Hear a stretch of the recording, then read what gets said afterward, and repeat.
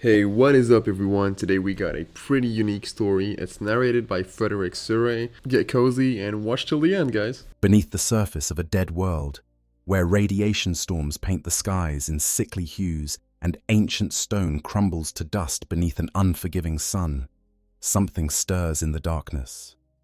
Deep within the planetary crust, past layers of compressed rock that have witnessed the rise and fall of countless civilizations, there exists a vast network of chambers.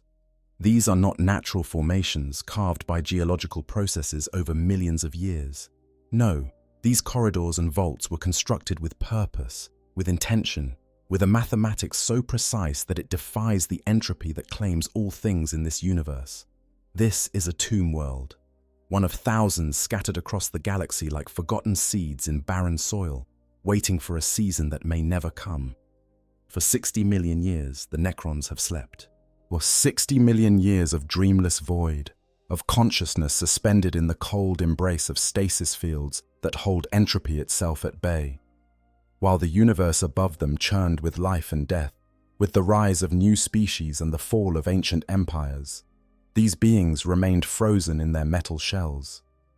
They were once flesh and blood, once a proud civilization known as the Necrontire, who looked up at their poisonous sun and cursed the brief, pain-filled lives it gave them. They reached for the stars seeking escape from their fate, only to find that the galaxy held worse fates than short lifespans could ever deliver. The beings they became, the Necrons, are creatures of living metal called necrodermis. This is not the crude iron of primitive weapons or even the advanced alloys of younger species starships. A necrodermis is something else entirely, a material that exists partially outside the normal flow of cause and effect, capable of reforming itself after damage, of phasing through solid matter when commanded, of enduring forces that would vaporize any conventional substance. Within shells of this impossible metal, the consciousnesses of an entire species were imprisoned. Some retained their personalities, their memories, their sense of self. These were the nobles, the overlords and cryptex, given bodies with enough complexity to house the full spectrum of thought and emotion. Others, the vast majority, became little more than automatons, their individuality stripped away in the transition from flesh to metal, leaving only the capacity to follow orders and execute protocols. But the tomb world, designated in ancient star charts by a name long forgotten, operates on automatic systems, even in sleep. Canoptech constructs, artificial intelligences without true consciousness, patrol the endless corridors. Scarabs the size of a human fist drift through the darkness on anti-gravitic engines, their sensors constantly monitoring for any sign of decay or malfunction. Larger constructs, spiders of gleaming metal, standing as tall as a battle tank, oversee the maintenance of more complex systems. These guardians do not sleep, cannot sleep, for they were never alive to begin with. They are extensions of the tomb's machine spirit. If such a thing can be said to exist in technology so advanced, it might as well be magic. For millions of years, nothing disturbs this silent vigil. The surface above changes. Continents shift. Yet oceans evaporate. The star grows older, its light shifting toward the red end of the spectrum as it exhausts its fuel. But deep below, nothing changes. Time itself seems to have stopped in these halls, until something breaks the seal. It begins as the faintest vibration transmitted through bedrock that has not moved since the tomb's construction. Seismic sensors, their technology incomprehensible to any species that has evolved since the Necrons went to sleep, detect the disturbance immediately. Data streams flow through crystalline pathways, analyzed and categorized by systems that make decisions without consciousness. The vibration pattern does not match any natural seismic activity. It is not the slow grinding of tectonic plates or the violent release of accumulated stress along fault lines. This is impact deliberate and forceful. Something is trying to get in, or perhaps something has gotten in. The tomb's defensive protocols activate with the smooth precision of a mechanism that has waited millions of years for this exact moment. Throughout the vast complex, systems that have operated in minimal power mode begin drawing energy from sources that would make the Adeptus Mechanicus weep with envy. Power flows through conduits of crystallized energy, lighting chambers that have known only darkness for longer than human civilization has existed. The temperature, held at absolute zero to minimize any possibility of decay, begins to rise by fractions of a degree. The canoptech constructs respond first. This is their purpose, the reason for their existence. Scarabs swarm toward the breach point, flowing through the corridors like a river of metallic insects. Their simple programming directs them to investigate, to assess, to repair if possible, and to report to higher functions if the situation exceeds their capabilities. Behind them, larger constructs follow, their multiple legs carrying them through passages too small for any of the entombed warriors to navigate efficiently. What they find defies their limited capacity for analysis. There is an intrusion, yes. The outer layers of the tomb complex have been breached, but this is not the crude digging of scavengers seeking ancient technology, nor the calculated excavation of archaeologists attempting to uncover lost history. Something has crashed through the tomb's outer defenses with tremendous force, carving a path of destruction through chambers that were meant to withstand the heat death of the universe itself. The impact signature suggests an object of significant mass traveling at velocities that should have reduced any material substance to plasma. Yet at the center of the destruction, in a chamber now open to the planet's toxic atmosphere, something moves. The scarabs swarm closer, their sensors attempting to categorize what they perceive. The readings make no sense according to their programming. There is biological matter, organic compounds arranged in patterns of staggering complexity. But overlaying these biological signatures is something else, something their sensors were never designed to detect. It is not physical, not entirely, yet it exerts measurable effects on the material world. If the scarabs possess the capacity for fear, they might feel it now. Instead, they simply transmit their findings deeper into the tomb complex and await further instructions. The data streams reach processing centers of greater sophistication. Here, in chambers lined with computational substrate that makes any human computer look like a child's toy, the tomb's master program analyzes the intrusion. Threat assessment protocols run through billions of scenarios in fractions of a second. The intruder's biological nature marks it as one of the younger species, those that evolved after the Necrons went to sleep.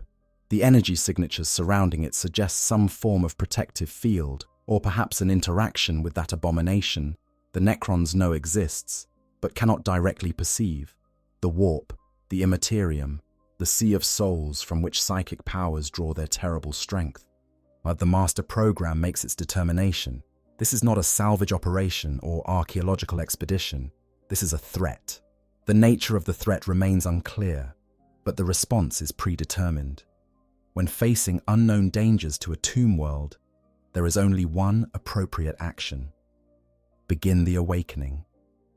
Deep within the tomb, in chambers that have not opened since the Great Sleep began, stasis fields begin to deactivate.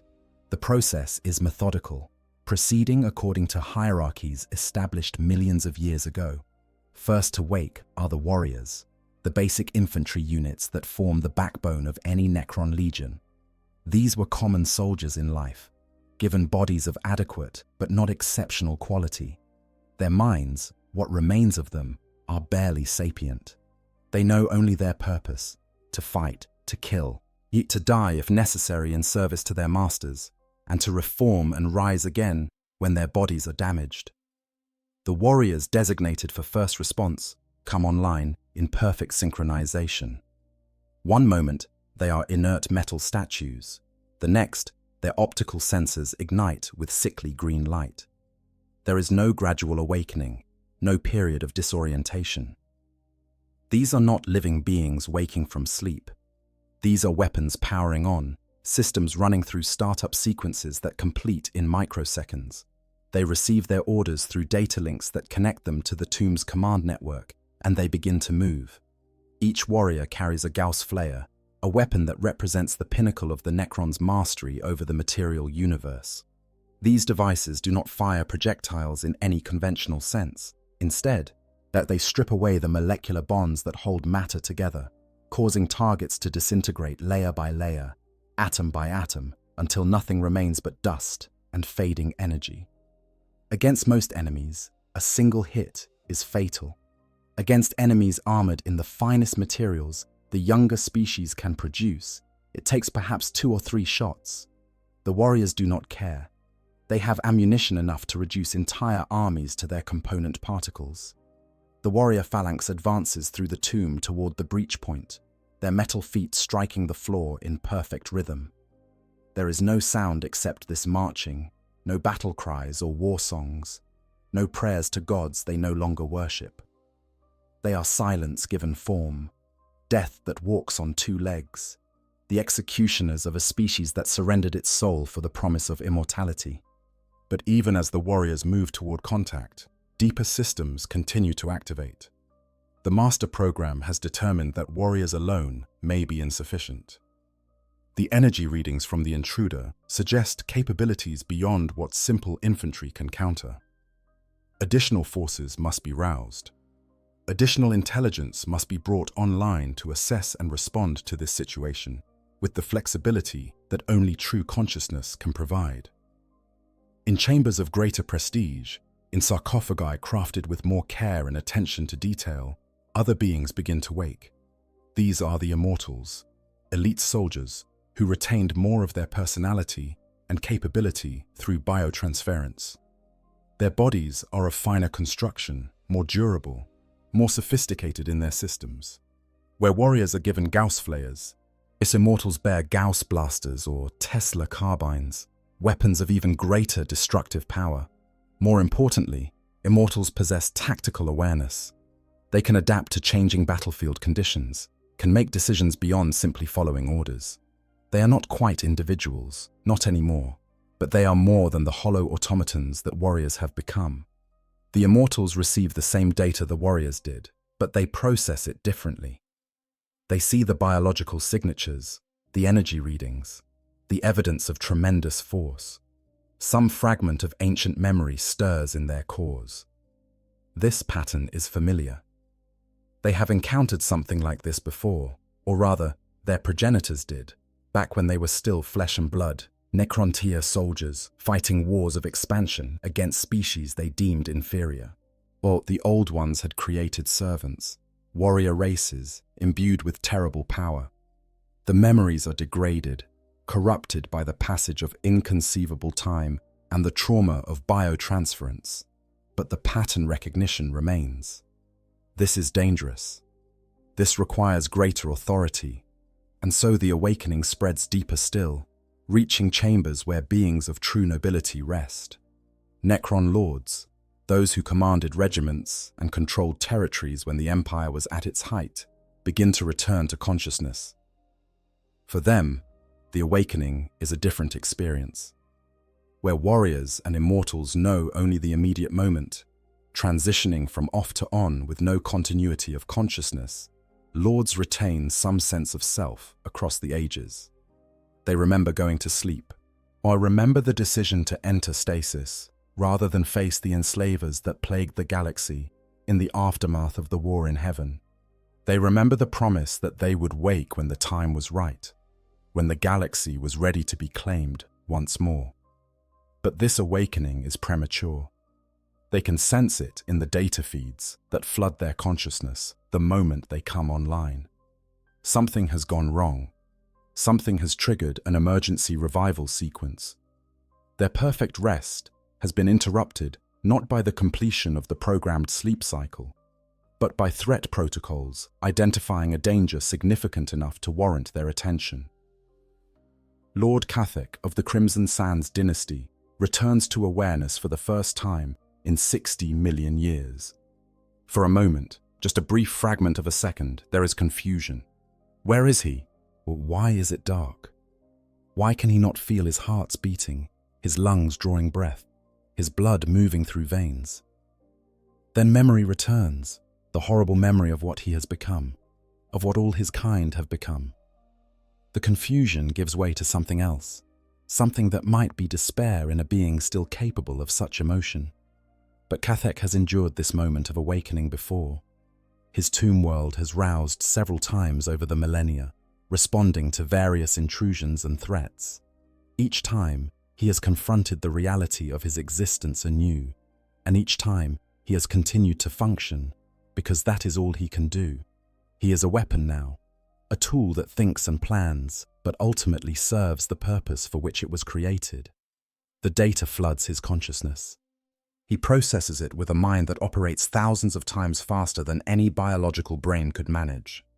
The breach, the intruder, the energy signatures, the biological readings overlaid with something that makes his senses recoil in what might be discussed if he still possessed the full range of emotions. Warp taint. The intruder is saturated with energies from the Imperium, that realm of chaos and madness that the Necrons despise above all things. They are beings of pure materialism now, their entire existence defined by the physical laws of the universe. The warp is an abomination to them, a place where reality itself becomes fluid and unreliable, where causality breaks down and the universe's fundamental constants become mere suggestions. It is anathema to everything they are, everything they have built, everything they believe in. Yet here, in their tomb, something dripping with warp energy has appeared. Cathek's response is immediate and unequivocal. This contamination must be purged. The intruder must be destroyed, and everything it touched must be sterilized until no trace of the warp's corruption remains. He begins issuing orders through the command network, directing the warrior phalanx to adopt cleansing formations, calling for the activation of more specialized units. Destroyers, those Necrons who have succumbed to madness and obsess only with the eradication of all life, will be released from their containment chambers. Tomb blades will launch from their docking cradles, fast-moving attack craft perfect for harrying and destroying mobile threats. But even as Cathek prepares for extermination, another consciousness awakens nearby. Cryptek Zarek the Luminous returns to functionality in an adjacent chamber, his advanced sensors coming online and immediately beginning analysis of the situation. Unlike the Lords, who are military commanders and political leaders, Crypteks are the Necrons' scientists and engineers, masters of technologies so advanced they appear as magic to lesser species. Zaharek's first instinct is not to destroy, but to understand. He accesses the same sensor data Cathek reviewed, but he processes it through different frameworks. Yes, there is warp energy. Yes, there is biological matter. But the configuration is unlike anything in his extensive archives, and Zaharek's archives span millions of years of accumulated knowledge. This is not a demon, or not a creature of pure warp stuff that has manifested in the material realm. This is something hybrid, something that exists in both realms simultaneously. The biological component is extraordinarily sophisticated, showing genetic manipulation far beyond what most species can achieve. The warp energy is not coating or surrounding the biological matter. It is integrated into it, woven through it at a fundamental level. This is engineered. This is designed. This is the work of someone who understood both material science and warp manipulation at levels of mastery that demand respect, even from one such as Zarek. The Cryptek's processors work through the implications. During the War in Heaven, the Old Ones created many servant species, each designed for specific purposes in the Great Conflict. The Eldari for their psychic prowess, as the Jokairo for their intuitive technical genius, the beings that would become the Orcs for their savage effectiveness in combat. Perhaps this is another such creation, something that survived the Old One's fall and has only now appeared in this tomb. Or perhaps it is something new. Perhaps in the 60 million years since the Necrons went to sleep, some other power has arisen that possesses similar capabilities. The thought is both fascinating and disturbing. Zarek must know more. He must study this being, analyze its construction, understand the principles that allow it to exist as it does. The knowledge could prove invaluable. Through the command network, Kathek and Zarek become aware of each other's presence and their conflicting assessments. This is not unusual. Necron hierarchies are filled with such disagreements, hit with lords who see only threats to be eliminated and cryptechs who see only mysteries to be unraveled. The difference in perspective leads to tension, to political maneuvering, sometimes to open conflict between factions. But before their disagreement can develop further, a third consciousness joins the network. This one carries weight that neither Lord nor Cryptech can ignore. This is Overlord Thazar the Invincible, master of this tomb world, commander of all forces within it, and noble of sufficient rank that his word is law within his domain. Thazar's awakening was triggered by the elevation of the threat assessment to a level requiring his personal attention. He does not wake often. His last period of consciousness was more than 10,000 years ago, when a primitive human colony established itself on the planet's surface, or unaware of the horrors sleeping beneath their feet. Thazar had roused then, observed the humans through remote sensors, deemed them too insignificant to bother eliminating, and returned to sleep. They would die on their own eventually in this harsh environment, and if they somehow thrived, well, his warriors could destroy them at any time. But this intrusion is different. The preliminary reports make that clear. Thazar processes the data with the full capacity of his exceptionally sophisticated consciousness. He was a pharaoh once, ruler of multiple tomb worlds, commander of fleets that scoured entire sectors of space. Biotransference treated him well, giving him a body that preserves nearly all of his original cognitive capability. He can think, can reason, and can experience something close to the full range of emotions he possessed in life. This makes awakening more painful, for he remembers with perfect clarity what he has lost, but it also makes him more effective as a leader. The data on the intruder flows through his processes. Biological, warp-saturated, tremendously powerful based on the force of its impact and the destruction it caused entering the tomb. Alone, at least according to current scans, with no other signatures detected in the immediate area. This creates questions. How did it get here?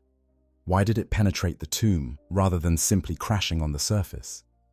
What is it doing now? Thazar accesses the visual feeds from the scarabs that first reached the breach point.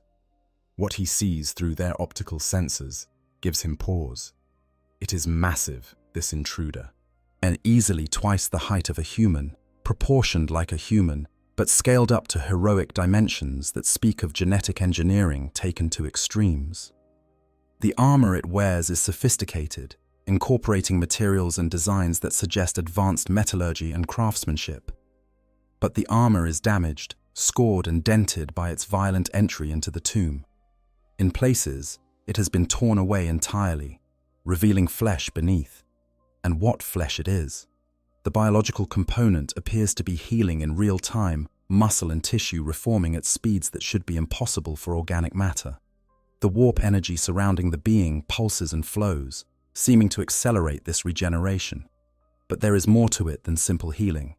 Thazar's sensors detect multiple redundant organ systems, our enhanced bone structure, with density exceeding any natural biological material, a nervous system that processes information at near-mechanical speeds. This creature was designed to be a weapon, a warrior of such capability that it could stand against threats that would destroy normal biological entities with ease. And yet, it is unconscious. The tremendous forces of its entry into the tomb have left it stunned or perhaps injured despite its remarkable durability. It lies motionless in the debris of the chamber it destroyed, surrounded by the wreckage of stasis pods that once held Necron warriors. Those warriors are lost, their bodies damaged beyond the point where reanimation protocols can restore them. This being has already cost Thazar a portion of his forces, and it did so without even trying. But the question that dominates Thazar's thoughts is simple. What is this creature, and why is it here? He accesses every database available to him, searching for matches to the biological and energy patterns he's observing. The search encompasses records dating back to the height of the Necrontier Empire, before biotransference, when his people still studied the other species of the galaxy as both threats and curiosities. There are similarities to some of the Old One's creations, particularly in the sophistication of the genetic engineering. But there are also significant differences. The Old Ones favored psychic enhancement, creating species with strong connections to the warp. This being has warp energy integrated into it, yes, but the integration is different, more controlled, as more directed towards specific enhancements rather than raw psychic power. Then, Thasar finds something in the archives that makes him reconsider his entire assessment. It is a fragment of a report recovered from a scouting force that encountered one of the younger species that evolved after the Great Sleep began. The report describes beings called Space Marines, warrior monks of the Imperium of Man, genetically enhanced humans who serve as the elite shock troops of their species. The descriptions match in some respects: the enhanced physiology, the remarkable durability, the fusion of biological and technological elements. But those Space Marines were described as being perhaps half again as tall as a normal human, powerful, but still within conceivable biological limits. This creature is something else, and it is to a Space Marine what a Space Marine is to a normal human, a step beyond, an apotheosis of the concept. Thasar's databases provide a term for such beings, gleaned from intercepted human transmissions and recovered documents. Primarch, a progenitor, a genetic template from which lesser creations derive. If Space Marines are enhanced humans, then this is what they were enhanced to resemble, as closely as mortal flesh can approximate something greater. The implications cascade through Thasar's consciousness. If this is truly a Primarch, then it represents something of immense value and immense danger. The younger species, particularly this Imperium of Man, treat these beings as demigods. Their presence on a battlefield can turn defeats into victories through sheer force of will and capability. They are generals and warriors, scientists and leaders, each one unique, but all of them functioning at levels that dwarf what normal biology should allow. And one has crashed into his tomb. Thasar's initial instinct is to agree with Kathek, destroy it immediately. A being of such power has no business being in close proximity to a Necron tomb world, especially one in the vulnerable early stages of awakening. The damage it could do if it regained consciousness and chose to fight is incalculable. Better to eliminate it now while it is helpless, reduce it to its component atoms with Gauss weaponry, and remove the threat entirely. But Zarek's perspective gives him pause. This is an opportunity that may never come again.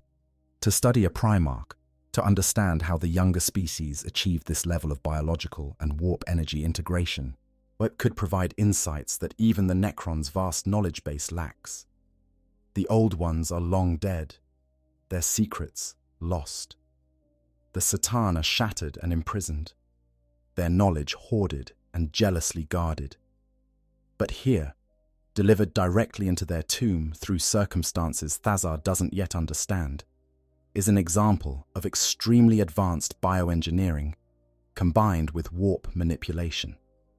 The knowledge gained from studying such a being could be invaluable in the Necrons' ultimate goal, finding a way to reverse biotransference, to reclaim the flesh and blood bodies they lost so long ago. The temptation is powerful. Thasar has existed for millions of years in this metal shell, trading the pain and mortality of flesh for eternal existence as a machine that thinks. And every Necron of sufficient rank to have retained their personality knows the horror of this exchange.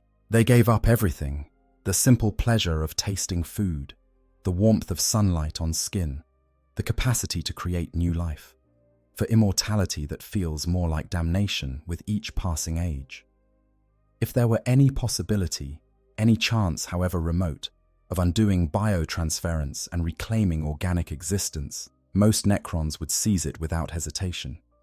But would studying this Primarch provide that knowledge? Thasar is not a cryptech, not a scientist capable of the deep analysis such a project would require. He would need to defer to Zarek's expertise. And that creates political complications. Knowledge is power among the Necrons. and a cryptech who unlocks the secrets of warp biological integration would gain prestige and influence far beyond his current station. He might even challenge Thasar's authority, claiming that his discoveries entitle him to greater rank and power within the dynasty. These are the calculations that occupy Thasar's consciousness as he observes the unconscious Primarch through the scarab's senses. Politics and science, threat assessment and opportunity analysis, the immediate tactical situation and the long-term strategic implications. Every decision has consequences that ripple through the complex web of Necron society, where nobles plot against each other across millennia and cryptechs hoard knowledge like dragons hoarding gold. The warrior phalanx has almost reached the breach chamber. In moments, they will arrive and await Thasar's orders. Will he command them to open fire, to reduce this intruder to dust and energy? Or will he order containment, have his forces surround the Primarch, and transport it to a secure research facility deeper in the tomb? The choice must be made now, and it will shape everything that follows. But before Thasar can issue his command, something changes. The Primarch's energy signature spikes. Its enhanced biology has completed enough repairs that consciousness is returning. Those superhuman eyes open, revealing irises that glow with their own inner light. The being's head turns, taking in its surroundings with senses that operate far beyond human norms. It sees the scarabs observing it, and it sees the approaching warrior phalanx through the walls via some enhanced perception Thasar's senses cannot fully track. It sees the tomb complex spreading out around it in all directions, millions of cubic meters of passages and chambers carved from living rock and lined with technology older than stars. And the Primarch rises to its feet. The movement is fluid, despite the injuries still healing across its body. It stands at its full height, towering over the debris around it, and assesses the situation with the tactical acuity of a being designed for war. Thasar can see the calculations happening behind those luminous eyes. The Primarch knows it is in danger. It recognizes the Necron constructs as threats, even if it doesn't immediately identify their nature. You know, I've been covering Warhammer lore for a while, and the scenario absolutely fascinates me. Think about it. Here you have these ancient, undying machines who gave up everything to survive, encountering a being that represents everything they lost. Primarch is flesh perfected, enhanced beyond natural limits, but still fundamentally alive, still capable of tasting victory, feeling pain, experiencing the full spectrum of existence. And the Necrons, they're eternal, yes, but hollow.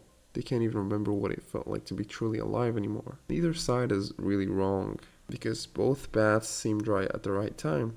But anyway, let's get back to what happens. Its hand moves to weapons integrated into its armor. It's a massive bolt pistol designed to fire self-propelled explosive shells, and a blade that crackles with energy fields designed to cut through any material. For a moment, everything hangs in balance. The Primarch, injured and alone in an unknown tomb complex, surrounded by unknown enemies. The Necrons, roused from their ancient slumber by an intruder they don't fully understand. Both sides capable of tremendous violence. Both sides analyzing, calculating, preparing for whatever comes next. Then the Primarch does something unexpected. It speaks. The words are in a language Thasar doesn't immediately recognize, though his linguistic databases quickly identify it as High Gothic, the formal tongue of the Imperium of man. The translation filters through his processes. I am Lord Commander Valorian of the Emperor's Angels. I mean no intrusion upon this place. My ship was damaged in battle and crashed here without my intent. I seek only to depart in peace. Diplomacy. The Primarch is attempting diplomacy rather than immediately resorting to violence. This surprises Thasar. In his experience, the younger species tend toward aggression when confronted with the unknown. They shoot first and ask questions later, if they ask questions at all. But this being, this Lord Commander Valorian, is trying to de-escalate the situation despite being at a clear tactical disadvantage. The question is whether Thasar should reciprocate. Cathek's voice comes through the command network, urgent and insistent. It speaks to buy time for its reinforcements to arrive. We must strike now while it is weakened and isolated. Every moment we delay is a moment it regains more strength, becomes more dangerous. Kill it. But Zarek counters. It speaks because it has intelligence to match its physical prowess. This is an opportunity for communication, for understanding. We could learn much from this being if we approach with curiosity rather than hostility. Thazar must choose, and he must choose now. The warrior phalanx awaits his command. The Primarch stands ready to fight or flee, depending on the tomb's response. The next few moments will determine whether this encounter ends in destruction or something else entirely. The Overlord makes his decision. Through the tomb's ancient communication systems, powered by technologies that manipulate fundamental forces with precision the younger species cannot even conceive, Thazar transmits a message. The systems automatically translate his words into High Gothic, rendering his meaning clear.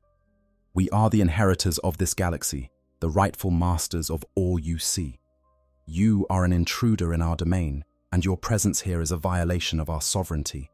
However, we recognize that you possess capabilities worthy of study. You will submit to our examination, or you will be destroyed. Choose.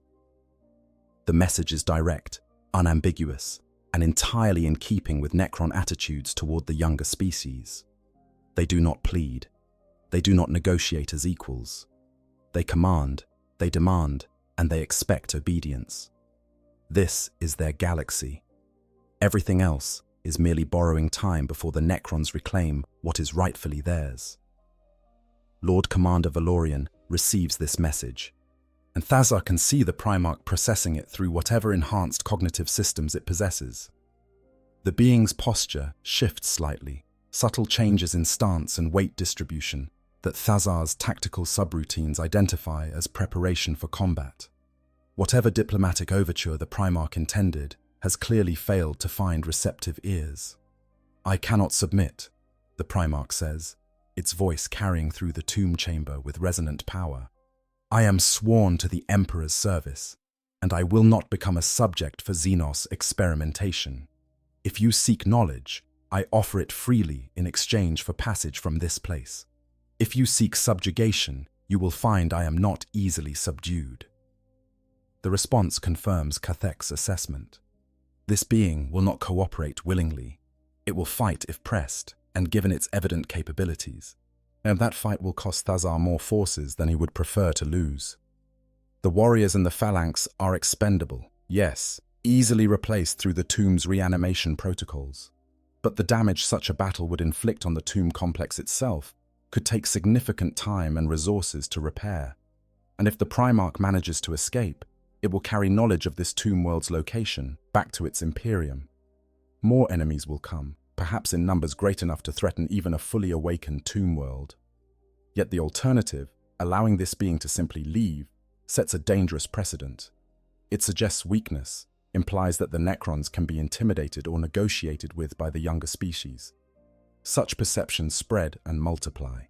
Today it is one Primarch requesting passage, but tomorrow it could be entire fleets demanding access to Necron territories, treating the tomb worlds as obstacles to be navigated around, rather than sovereign powers, to be respected and feared. Thazar considers a third option. Capture the Primarch not through demands, but through overwhelming force, applied so quickly and precisely that the being has no opportunity to fight back effectively. The tomb has weapons beyond simple Gauss flares and Tesla carbines. There are chronometric devices that can slow time to a crawl, making even the fastest opponents move as if trapped in amber. There are dimensional destabilizers that can phase targets partially out of reality, rendering them unable to interact with the physical world. There are exotic tools from the war in heaven, weapons designed to fight enemies far more powerful than any Primarch. But deploying such weapons risks causing the exact damage to the tomb that Thazar wishes to avoid. These are tools of last resort, created for battlefields where collateral damage is acceptable because victory justifies any cost. Using them here, in his own tomb, would be like setting his house on fire to kill an intruder. Effective perhaps, but hardly ideal. As Thazar weighs these options, something else enters the equation. Deep in the tomb's sensor networks, automated systems detect new energy signatures approaching from the planet's surface. Ships, descending through the toxic atmosphere, following the trajectory of the Primarch's crash.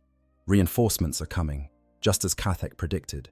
The Imperium has sent forces to recover their lost commander. The situation has just become significantly more complicated. Our Thazar accesses the sensor data on the approaching ships. There are 3 of them, medium-sized craft of Imperial design.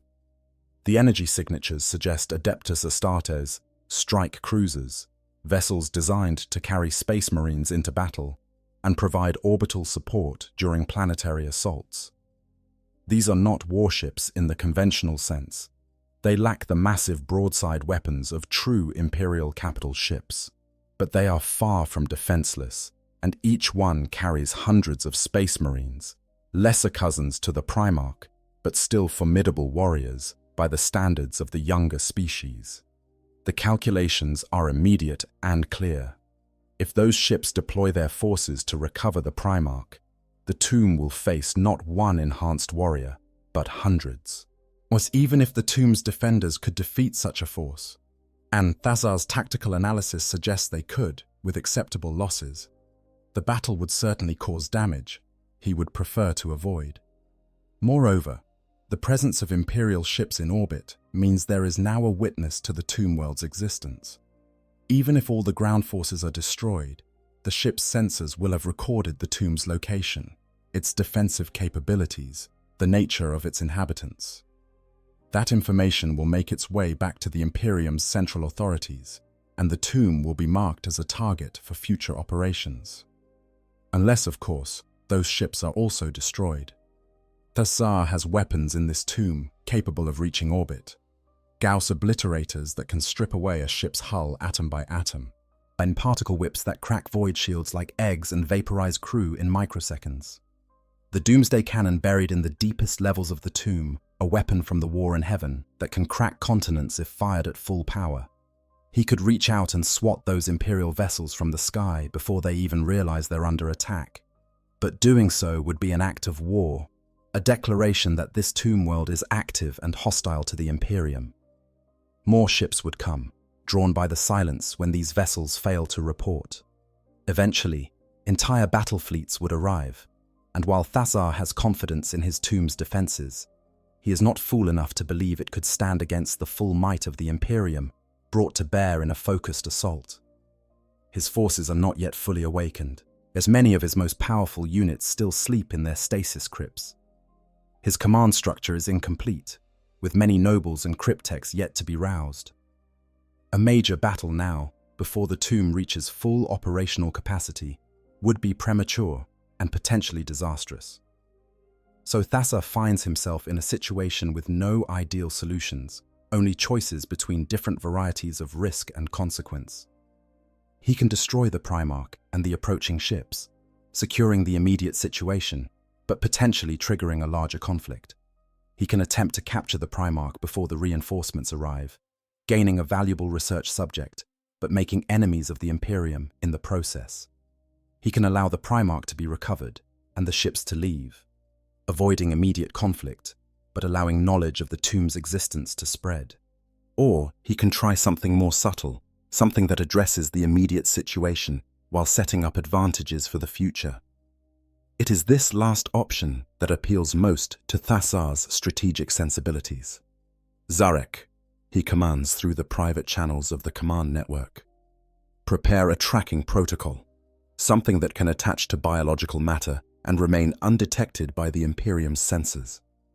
When the Primarch leaves, and we will allow it to leave, it will carry our surveillance with it.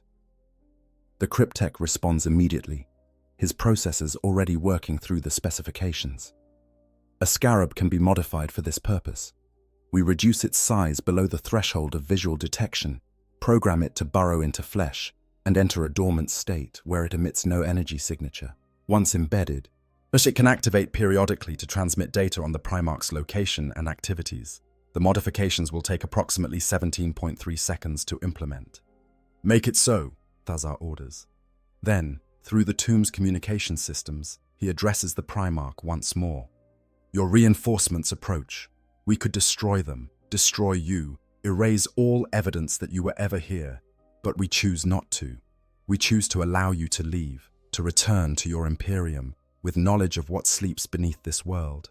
Let your leaders understand that we could have killed you all, but opted for mercy. Let them understand that we are not merely ancient Xenos to be catalogued and dismissed. We are the inheritors of this galaxy, and we permit you to exist in it at our sufferance. The words are carefully chosen, as designed to achieve multiple purposes. They establish dominance without requiring an actual demonstration of force. They convey threat while avoiding immediate violence. And they provide an explanation for the Primarch's survival that doesn't suggest weakness on the Necrons' part. It suggests magnanimity, a ruler so secure in his power that he can afford to be generous. Whether Lord Commander Valorian believes this or not is irrelevant. What matters is that the message will be passed up the Imperium's chain of command, and somewhere in the vast bureaucratic machinery of that empire, someone will make note of it. This tomb world has been revealed, yes, but it has been revealed as something to be avoided, not attacked. The Imperium has enough enemies. If the Tsar has managed this correctly, as this particular tomb world will be filed away as hostile but not immediately threatening, and the Imperium's limited military resources will be directed elsewhere. Of course, this plan depends on the Primarch accepting the offer and leaving peacefully, and that is not yet guaranteed. Through his sensor feeds, Thazar watches the Primarch consider the situation. The being is smart enough to recognize that it is being given an opportunity to extricate itself from a dangerous situation without having to fight its way out. But it is also clearly suspicious, wondering what the Necrons gain from this apparent generosity. Primarchs are not fools. They are master strategists, generals who have conquered worlds and led campaigns across sectors. This one knows it is being allowed to leave for a reason. And it is trying to determine what that reason is. I accept your terms, the Primarch finally says. I will depart and carry word of this encounter to my superiors.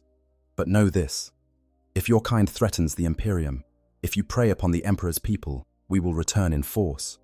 This mercy you show today should not be mistaken for fear. We are not afraid of Xenos, no matter how ancient or powerful you claim to be.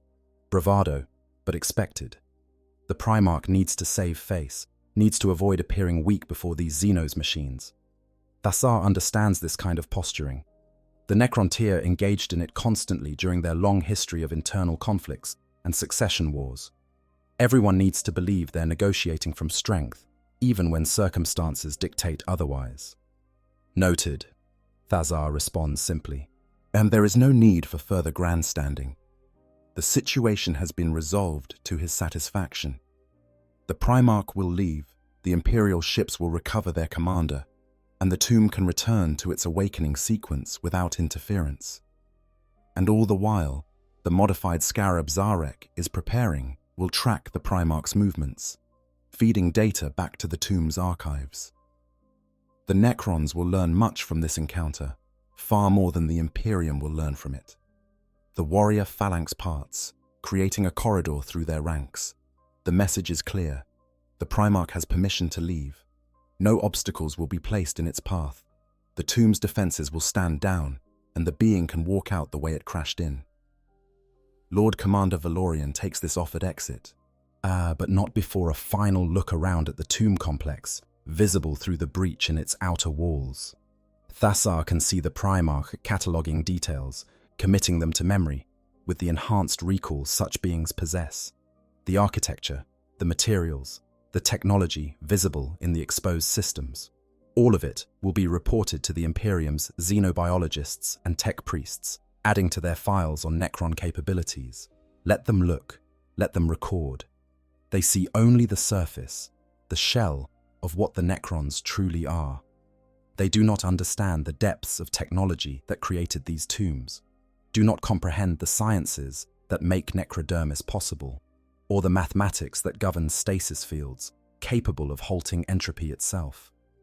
They are children playing with sticks and stones, are marveling at the works of a civilization that achieved mastery over the material universe millions of years before their species learned to make fire. As the Primarch makes its way toward the surface, Zarek releases the modified scarab. It is barely visible even to Necron sensors, a speck of living metal that drifts through the air like dust. It follows the Primarch, waiting for the right moment. When Lord Commander Valorian pauses to navigate a particularly treacherous section of debris-strewn corridor, the Scarab strikes. It is over in less than a second. The microscopic construct burrows through a gap in the Primarch's damaged armor and embeds itself deep in the enhanced flesh beneath. The Primarch's accelerated healing immediately begins to grow tissue around the foreign object, yet encasing it in a cocoon of muscle that will make it even harder to detect. Within minutes, the Scarab will be indistinguishable from the Primarch's own biology, a silent observer transmitting data whenever it senses no enemy sensors are actively scanning its host. Perfect. Thazar allows himself a moment of satisfaction. The situation that began as a crisis has been transformed into an intelligence-gathering opportunity. This is the kind of adaptive thinking that separates competent overlords from great ones. When circumstances deal you an unexpected problem, you find a way to turn that problem into an advantage. The Imperial ships have reached the planet's surface by the time the Primarch emerges from the tomb. Thazar watches through the tomb's external sensors as armored space marines deploy from the landing craft. Their weapons ready for combat. They find their Primarch alive and apparently unharmed, though clearly having been in a significant crash. The reunion is efficient and professional. These are soldiers, not given to emotional displays. They help their commander aboard one of the ships, and within minutes, the vessels are ascending back toward orbit. Thazar could still strike. The Doomsday Cannon is ready. One shot would destroy all 3 ships simultaneously, erasing any witnesses to this encounter, but he holds back. The plan he has set in motion is better than simple destruction. The Imperium will know of this tomb world's existence, yes, but they will also know to avoid it. And in the meantime, the tracking Scarab will provide invaluable intelligence on Primarch movements and activities. As if the Necrons ever need to eliminate one of these beings, they will know where to find it and when it is most vulnerable. The ships disappear from sensor range, jumping to warp travel with the incomprehensible technology the younger species use to traverse the galaxy. Thazar finds this method of transportation distasteful. Diving into the warp, that realm of chaos and madness, voluntarily? It speaks to the desperation of species that lack access to the webway or other more civilized means of FTL travel. But the Imperium has few alternatives. They make do with what they have, as all the younger species do. With the immediate situation resolved, Thazar turns his attention to the aftermath and implications. The breach in the tomb's outer walls must be repaired. All of the damaged chambers must be cleared and the destroyed warriors replaced from reserve stocks. The activation sequence must continue, bringing more forces online in case the Imperium does return, despite their implicit agreement to leave this world alone. And perhaps most importantly, he must deal with the political fallout of his decision. Cathek is already transmitting objections through the command network. The Lord believes Thazar made a mistake, that allowing the Primarch to escape was a sign of weakness that will encourage further incursions. You should have killed it, Cathek argues. You should have sent a message that any who enter our tombs uninvited will meet only death. Now the younger species will think they can negotiate with us, yet that we can be reasoned with or even intimidated. Thazar considers this argument and finds it wanting. They already believe they can negotiate with anyone. The Imperium attempts diplomacy with every species they encounter, even when those species have no interest in such things. Our decision to allow the Primarch to leave does not change this fundamental aspect of their nature. What it does is provide them with specific information about our capabilities and temperament, information they will use to make decisions about whether to engage with us further. We have shown them we are powerful enough to destroy them easily, but chose not to. This is far more intimidating than simple violence would have been. Zarek supports this analysis. Moreover, we have gained intelligence assets that will prove valuable in the future. The tracking device I implanted will provide data on Primarch movements throughout the sector. Perhaps throughout the segmentum, if this particular Primarch is as widely deployed as historical records suggest. We will know their deployments, their strategies, their responses to various threats. When we eventually move to reclaim this region of space for the dynasty, we will do so with comprehensive intelligence on our enemy's most powerful assets. The debate continues, as such debates always do among the Necrons. Their long existence has given them time to develop elaborate philosophies and strategies, and no two nobles ever fully agree on the optimal approach to any situation. But Thazar's authority as overlord ensures his decision stands. The Primarch was allowed to leave, And that choice will shape the tomb's relationship with the Imperium for years to come. As the command network traffic settles into routine status reports, and the tomb returns to its awakening sequence, Thazar takes a moment to reflect on the broader implications of what has occurred. A Primarch crashing into his tomb was not an event he could have predicted or planned for. Such beings are rare, and having one literally fall into his territory represents a confluence of improbable circumstances. The odds of it happening by pure chance are astronomically small. Which raises the question, was this chance? Or was it design? Thazar reviews the sensor data from the Primarch's entry. The trajectory, the velocity, and the angle of approach, all consistent with a ship that suffered catastrophic damage and fell from orbit in an uncontrolled descent. But the final impact point, the exact location where the Primarch penetrated the tomb's outer defenses, that seems almost too precise. Of all the places on this world where a crashing ship could have come down, it fell directly on top of the tomb complex, in a location that allowed the Primarch to survive the impact while also breaching the stasis chambers. Coincidence? Perhaps. The tomb complex is extensive, covering a significant portion of the planet's crust. A random impact has a reasonable probability of hitting some part of it. And yet, Thazar's long experience has taught him to be suspicious of coincidences, especially ones that involve the warp. If the Primarch's ship was damaged in battle as it claimed, and if that battle involved warp-sensitive enemies like the forces of chaos, then could those enemies have manipulated events to cause this precise outcome? Could the ruinous powers have guided the crashing ship, directed it toward the tomb with the intent of triggering exactly this kind of encounter? To what end? Thazar cannot discern a clear motive. The Chaos Gods are inscrutable in their schemes, working on time frames and according to logics that defy rational analysis. Perhaps they simply enjoy sowing discord and confusion.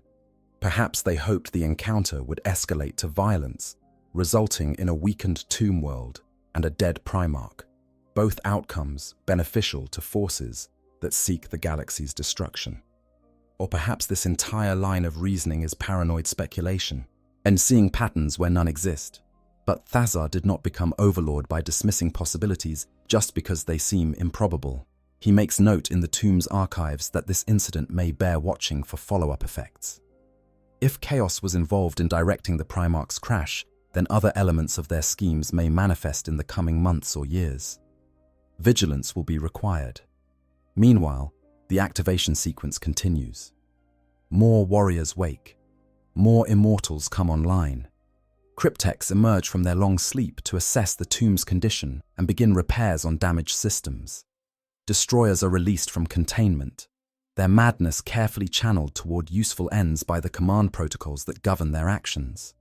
The tomb world is returning to life, and if such a term can be applied to beings that are no longer truly alive. Thazar estimates it will take approximately 3 standard years for the tomb to reach full operational capacity. At that point, every warrior will be active, every ship functional, every weapon system online and calibrated. The tomb will be ready to begin reclaiming the sector for the dynasty, pushing out the younger species that have infested these worlds in the Necrons' absence. The Imperium will be a primary target, their populations vast enough to be useful as subjects if the Necrons choose to enslave them rather than simply exterminate them. But that is a decision for the future. For now, Thazar has more immediate concerns. The repairs to the tomb must be overseen. The political situation with other nobles must be managed. Kathek is not the only one who disapproved of allowing the Primarch to escape, and Thasar must maintain his authority in the face of these objections. And there is still the question of what to do with the knowledge gained from analyzing the Primarch during its brief time in the tomb. Zarek's preliminary analysis of the sensor data suggests that Primarchs represent a form of biological engineering that surpasses anything the younger species should be capable of achieving on their own. The integration of warp energy into biological matter at a fundamental level is particularly noteworthy. The Necrons lost the ability to manipulate the warp when they surrendered their souls during biotransference. Their technology now is purely materialistic, or working through physics and mathematics rather than through the strange rules that govern the Imperium. To see another species achieve this level of sophistication in biopsychic engineering is both impressive and concerning. It suggests that someone taught them. Someone gave the Imperium the knowledge to create Primarchs, the same way the Citan gave the Necrontyr the knowledge to achieve biotransference. And that raises the question of who this teacher was and what they gained from sharing such dangerous knowledge. The Old Ones are dead, destroyed in the war in heaven. The Citan are shattered and imprisoned, their influence limited to the shards the Necrons control. The Eldar are shadows of their former glory, a dying race clinging to existence in Craftworlds and the dark city of Komorach. Well, who else in this galaxy possesses the knowledge to create something like a Primarch? Thasar searches his memory, diving deep into archives that date back millions of years. There are references to other powers, other entities that existed during the height of the ancient empires. Some were destroyed. Some fled to other dimensions or distant galaxies. Some simply faded away as their purposes were fulfilled or their resources exhausted. Could one of these ancient powers have survived in some form, hidden and dormant, until circumstances allowed them to act once more? Or perhaps the answer is simpler. Perhaps the Imperium's emperor, the being that Primarchs serve, is itself something older than humanity realizes. An entity from the ancient times that has merely taken on a new form and a new purpose in this later age. Well, the thought is disquieting. If the Imperium is led by something from the age of the Old Ones or the Catan, then it is far more dangerous than the Necrons have been assuming. These are theories that require more data to evaluate properly. The tracking scarab will provide some of that data as it monitors the Primarch's activities. But Thasar also needs to consult with higher authorities within the dynasty. This tomb world is but one part of a much larger organization of Necron power. The Pharaon, who rules over this entire sector, must be informed of what has transpired. Other tomb worlds in the dynasty must be warned that Primarchs exist and possess capabilities that exceed standard expectations for younger species forces. Thasar begins drafting a report, in encoding it with the proper security protocols and mathematical keys that ensure only Necrons of sufficient rank can decode and read it. The report details the encounter with the Primarch, the decisions made, the reasoning behind those decisions, and the intelligence gained. It includes full sensor logs, Zahrek's analysis of the Primarch's biology and energy signature, and recommendations for how the dynasty should adjust its threat assessments and strategic planning in light of this new information. The report is transmitted through the dynasty's communication network, a system that uses technologies the younger species have no hope of understanding, let alone detecting. Quantum entangled particles carry information instantaneously across vast distances, bypassing the warp entirely and ensuring perfect security. Within hours, Thasar's report reaches the Crown World, where the dynasty's Pharaon maintains his court. Within days, responses begin to arrive from other overlords who have encountered similar situations or who have intelligence that bears on the Primarch question. One such response comes from Trazyn the Infinite, an overlord known throughout the Necron hierarchy for his obsession with collecting and preserving artifacts from across the galaxy's history. Trazyn has encountered space marines on numerous occasions and has even captured some specimens for his collection. His response to Thasar's report is characteristically focused on the opportunity that was lost. You should have captured it. A Primarch would have been the centerpiece of my military wing, a specimen without parallel in all my galleries. if you encounter another, and consider trading it to me. I would pay handsomely in relics, technologies, or information as you prefer." Thazar is amused by this response, though amusement is a pale shadow of what the emotion once was when he still possessed the capacity to truly feel. Trazin is infamous for his willingness to trade almost anything to acquire new pieces for his collection. But a Primarch, the political and military complications of trying to capture one of these beings would be immense. Thazar has no intention of attempting such a feat, just to add to another Overlord's trophy room. Another response comes from Anrakir the Traveller, an Overlord who has made it his mission to awaken as many tomb worlds as possible and unite them under a common cause. Yet Anrakir's perspective is more strategic. The younger species grow bolder and more capable with each passing century. These Primarchs represent an escalation in their military power that we must account for in all future planning. I recommend the immediate activation of additional tomb worlds in your sector to ensure we maintain numerical and technological superiority. This suggestion has merit, but Thazar is not certain it is practical. Awakening tomb worlds before their scheduled time carries risks. Systems may fail during premature activation. Warriors may suffer degradation in their engrams, losing what little remains of their personalities. And each tomb world that wakes requires resources to restore to full function. Resources that must come from somewhere. The dynasty's stockpiles are vast but not infinite. That the most significant response comes from the Pharaoh himself, Thasara the Undying, ruler of the Nephrek dynasty and master of more than 40 tomb worlds across 3 sectors. His response is brief, but carries the weight of absolute authority. Your handling of this situation shows wisdom and restraint. The tracking device was particularly clever.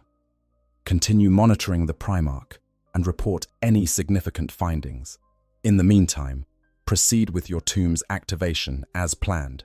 We will discuss the strategic implications of these Primarchs at the next convocation of Overlords. Approval from the Pharaoh. That should silence Kathik's objections and solidify Thasar's position.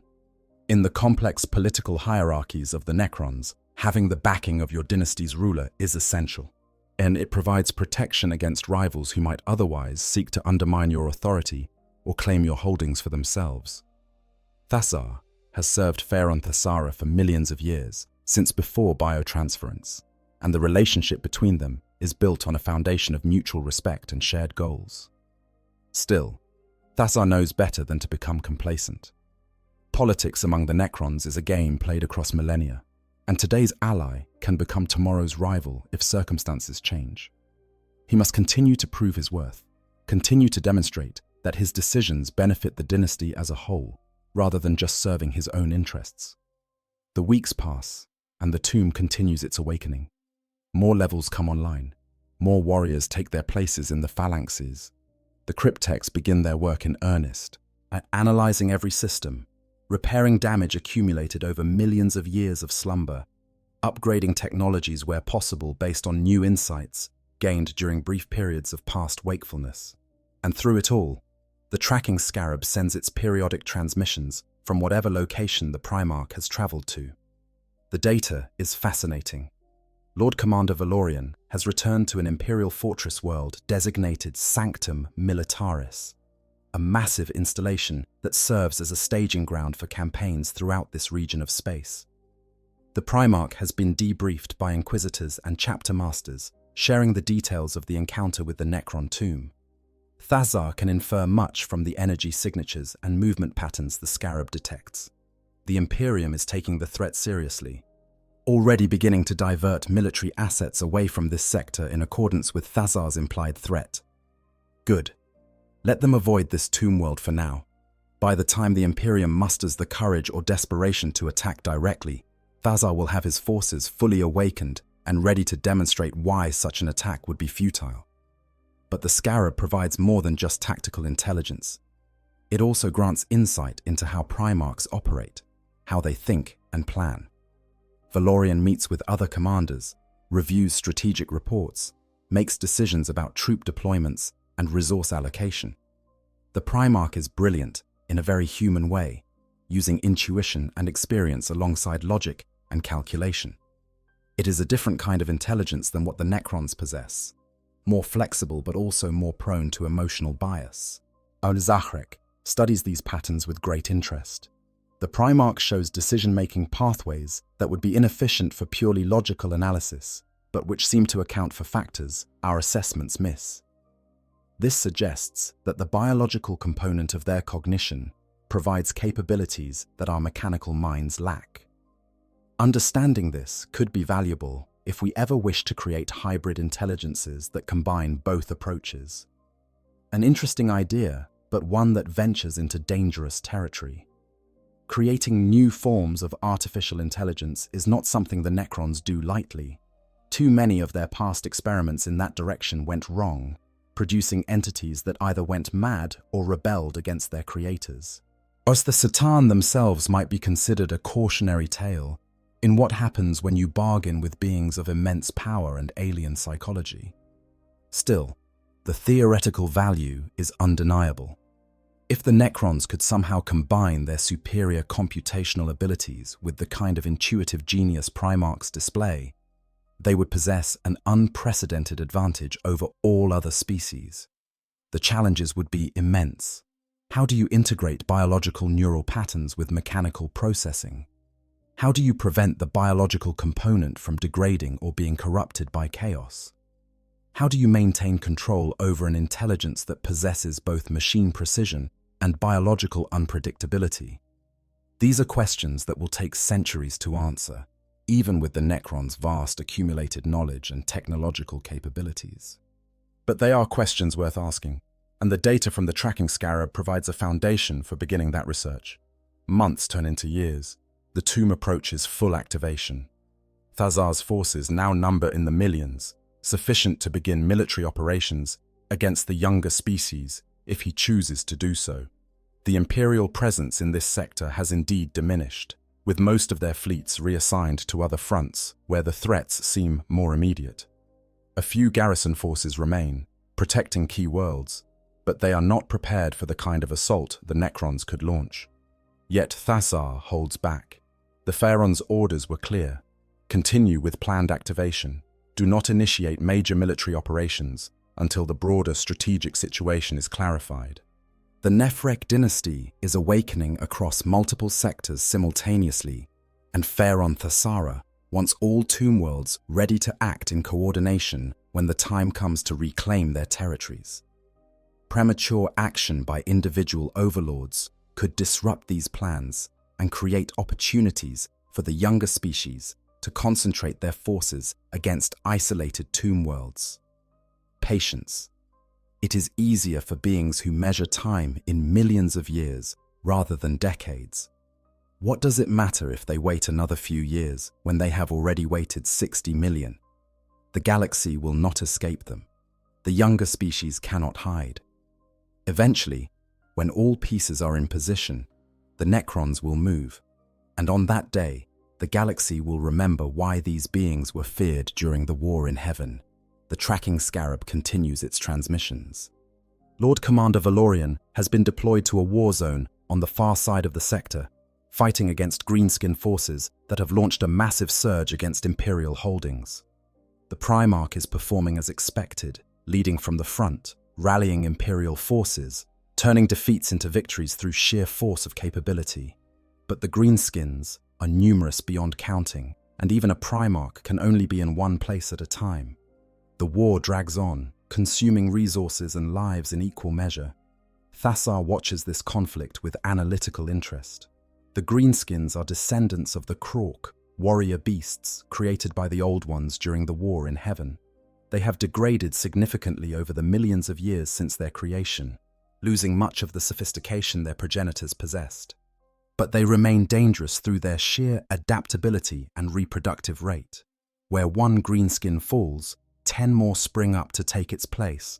Where one warband is destroyed, 3 more form from the survivors. If the Necrons were to intervene in this conflict, which side would they support? The answer is neither, or rather, they would support whichever side being victorious best serves Necron interests. If the Greenskins win and devastate Imperial holdings in this sector, that weakens a potential enemy, but also creates a different kind of threat as the Greenskin numbers grow unchecked. If the Imperials win, they will be exhausted from the campaign and vulnerable to Necron attack, but they will also have eliminated a significant Greenskin presence that might otherwise have interfered with Necron operations. So the optimal outcome would be a stalemate that drains both sides, leaving them weak and divided when the Necrons finally make their move. And in fact, that is exactly what seems to be developing. Neither side can achieve a decisive victory. The Imperials have the Primarch and superior technology, but the Greenskins have numbers and the psychological advantage of creatures that genuinely enjoy battle and feel no fear. The war has settled into a grinding, attritional conflict that could last for decades. Perfect. Let them exhaust themselves while the Necrons continue their preparations. But then something changes. The tracking scarab detects a massive energy spike in the Primarch's location, a surge of warp power unlike anything it has recorded before.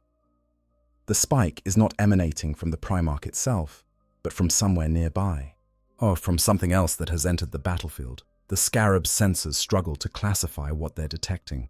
It is not a demon in the conventional sense, not a simple manifestation of warp energy given temporary form. This is something more stable, more permanent, something that exists in both material space and the warp simultaneously. Analysis of the energy patterns suggests a possible identification. Another Primarch. Not Lord Commander Valorian, but a different one, perhaps drawn to this conflict by the opportunity it presents, or by some strategic calculation that Thazar cannot yet discern. Two Primarchs in the same theatre of war, fighting alongside each other against the Greenskin horde. The implications are significant. First, it confirms that there are multiple Primarchs operational in this region of space. Thazar had suspected as much based on historical records recovered from Imperial sources, but confirmation is valuable.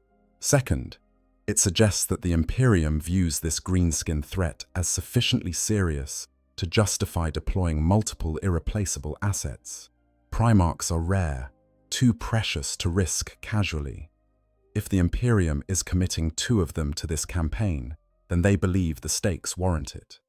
Third, and most interestingly, it provides an opportunity to gather data on a second Primarch, comparing its capabilities and characteristics to those of Lord Commander Valorian.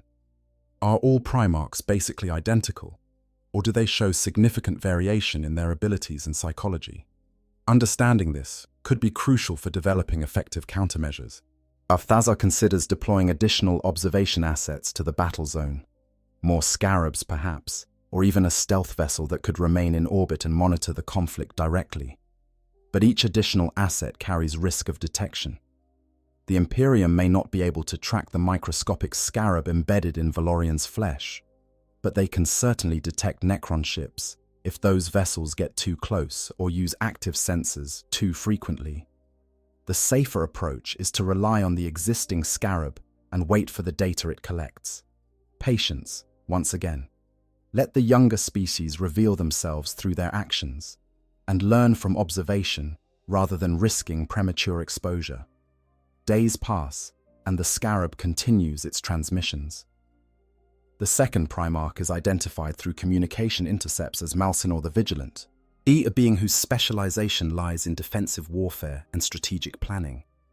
While Valorian leads aggressive strikes against Greenskin strongholds, Malsinor organizes the Imperial lines, ensures supply chains remain functional, and coordinates the wider campaign.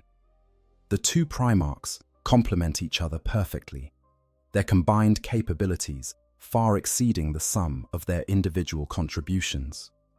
Together, they begin to turn the tide of the war. The Greenskin surge, which seemed unstoppable just weeks ago, starts to falter. Imperial forces reclaim lost ground. Greenskin warbands are isolated and destroyed. The crude fortifications the Greenskins erected are reduced to rubble by sustained bombardment and coordinated assault. Thazar watches this transformation with a mixture of respect and concern. More respect, because the tactical acumen on display is genuinely impressive, worthy of study and emulation. Concern because it demonstrates that Primarchs working in concert are far more dangerous than Primarchs operating independently. If the Imperium has dozens of these beings, and if they can be coordinated effectively across multiple theatres of war, then they represent a threat the Necrons must take seriously. This information must be included in the next report to Pharaon Thassara. The dynasty's strategic planning must account for the possibility of facing multiple Primarchs simultaneously. Standard Necron tactics, which rely on overwhelming technological superiority and precise mathematical calculations, may prove insufficient against enemies who can match that precision, while also bringing unpredictable genius to bear. New approaches will be needed.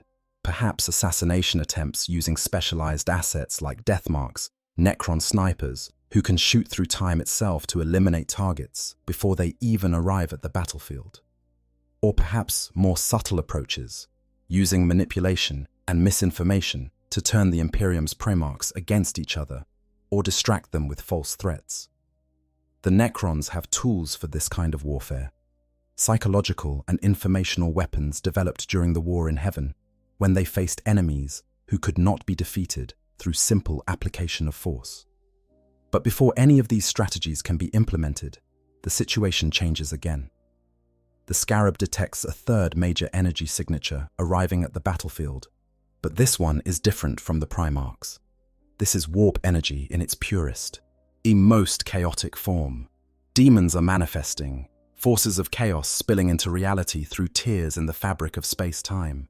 The Greenskin War has weakened the barriers between dimensions, and now other powers are taking advantage of that weakness to launch their own assault. The battlefield transforms into a three-way conflict. Imperials fight Greenskins, fight demons, and all three sides fight each other in a chaotic melee that defies any attempt at orderly analysis. The Primarchs find themselves facing enemies on multiple fronts, coordinating with allies they barely trust, while trying to prevent total collapse of the Imperial lines. And through it all, the tracking Scarab watches and records. It captures data on how Primarchs respond to Chaos forces, notes the weapons and strategies they employ, and observes the psychological toll such encounters take on even these superhuman beings. The demons are anathema to the Primarchs on a level that goes beyond simple tactical opposition. There is a personal element to their hatred of chaos, a deep-seated revulsion that suggests history between the Imperium and the ruinous powers. Thassar finds this fascinating. The Necrons despise the warp and everything associated with it, but their hatred is purely philosophical, based on logical opposition to chaos and unreason. The Primarch's hatred seems more visceral, more emotional. It suggests that chaos has personally harmed them or their Imperium in ways that left lasting scars. More data to analyze, more patterns to discern. The tracking Scarab is providing intelligence beyond anything Thassar anticipated when he made the decision to let Lord Commander Valorian leave the Tomb World alive. That decision continues to pay dividends, and the political capital it earns, Thassar, within the dynasty, grows accordingly. Eventually, after weeks of brutal combat, the situation on the battlefield resolves. The combined might of two Primarchs proves sufficient to drive back both the Greenskins and the demonic incursion. The demons are banished back to the warp through mass rituals and applications of sanctified weaponry. The Greenskins are slaughtered in such numbers that even their remarkable reproductive capabilities will take years to recover. The Imperials declare victory, though Thassar's analysis suggests they view it as a Pyrrhic one, given the casualties they suffered and the infrastructure destroyed during the conflict. Lord Commander Valorian and Malsenor the Vigilant depart the war zone, returning to their respective duties elsewhere in the Imperium. The tracking Scarab continues its quiet observation, now following Valorian to a fortress monastery where the Primarch will apparently undergo some kind of ceremonial observance or debriefing with high-ranking members of the imperial hierarchy. Thassar considers ending the surveillance at this point. The Scarab has gathered immense amounts of data, more than enough to form comprehensive threat assessments and strategic planning documents. Keeping it active much longer increases the risk of eventual detection, and the longer it operates, as the higher that risk becomes. At some point, an Imperial tech priest or apothecary will notice something anomalous, will investigate, and will potentially discover the scarab's true nature. But the intelligence value is too great to abandon lightly.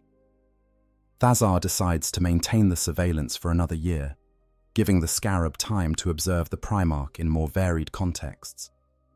Combat operations are important to understand, but so are the quieter moments, the strategic planning sessions and political negotiations that shape how the Imperium operates at the highest levels.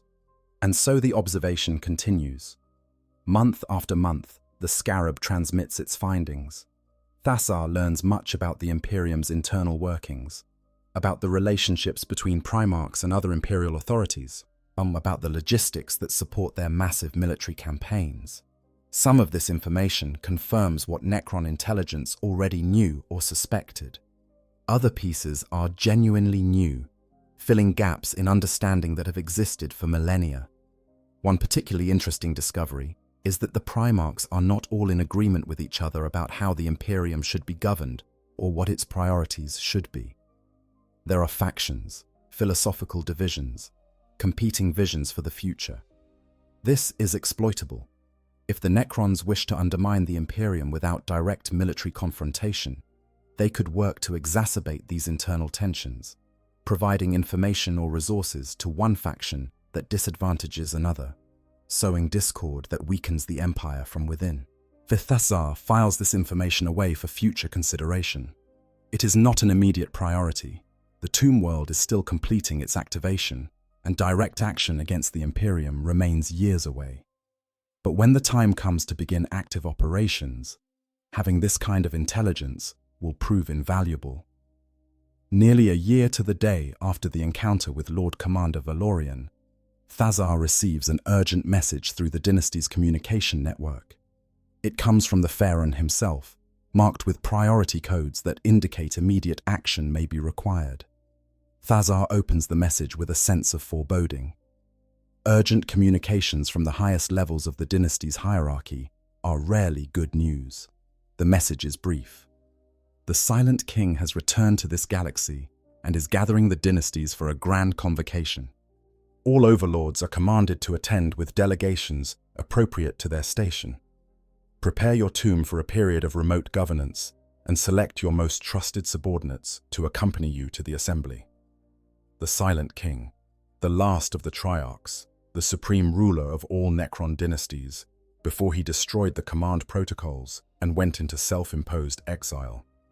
Thazar has not heard this title spoken in 60 million years, yet it still carries weight that no other authority can match. If the Silent King has truly returned and is calling all Necron leaders together, then something of galactic importance must be happening. Speculation floods the dynasty's communication channels as other overlords receive the same message. What could have brought the Silent King back from his exile?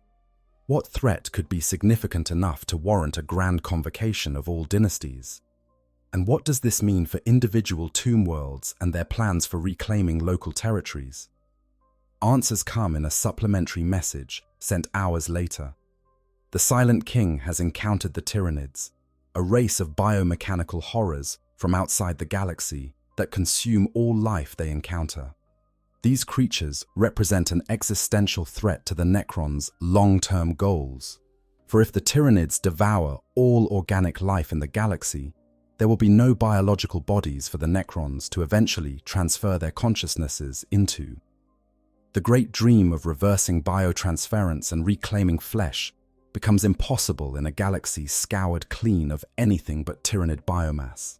This changes everything. Suddenly, as the petty conflicts with the Imperium and other younger species fade in importance compared to the larger strategic picture, if the galaxy is to have any future at all, the Tyranids must be stopped, and that will require coordination on a scale the Necrons have not attempted since the War in Heaven.